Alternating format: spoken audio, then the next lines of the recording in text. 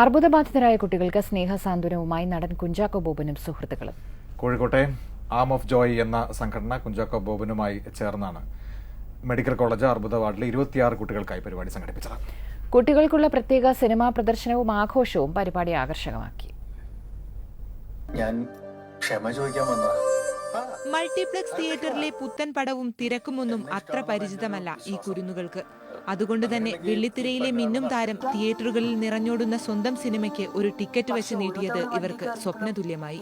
Kozhikode medical college ആശുപത്രിയിൽ ചികിത്സയിൽ കഴിയുന്ന അർബുദബാധിതരായ 26 കുട്ടികളാണ് സിനിമ കാണാനെത്തിയത്.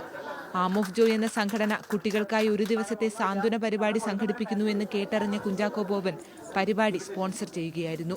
ജംന പാരി സിനിമയുടെ വിജയകരമായ 25ാം ദിവസത്തിന്റെ ആഘോഷം അങ്ങനെ കുട്ടികളുടെ കൂടി ആഘോഷമായി. വിജയങ്ങൾ ദൈവം തരുന്ന സമ്മാനങ്ങളാണ്, അല്ലെങ്കിൽ അനുഗ്രഹങ്ങളാണ്. അത് ഇങ്ങനെയുള്ള കുട്ടികളോടൊപ്പം അവരുടെ കുടുംബക്കാരോടൊപ്പം പങ്കിടാൻ സാധിച്ചത് എൻ്റെ ജീവിതത്തിലെ ഏറ്റവും ഒരു നല്ല ഒരു കാര്യമായിട്ട് തോന്നി, ഒരു പുണ്യമായിട്ട് ഞാൻ കരുതുന്നു. കുട്ടികൾക്കുള്ള ഭക്ഷണവും സമ്മാനപ്പൊതികളും ചടങ്ങിൽ വിതരണം ചെയ്തു.